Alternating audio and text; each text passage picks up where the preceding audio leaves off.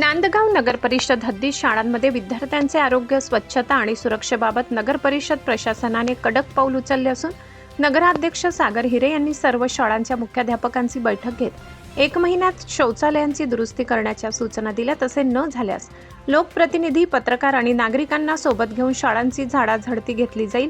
उत्तम सुविधा असणाऱ्या शाळांचा गौरव केला जाईल। तसेच या नियमांचे पालन न करणाऱ्या शाळांवर योग्य कारवाई करण्याचा इशारा त्यांनी दिलाय।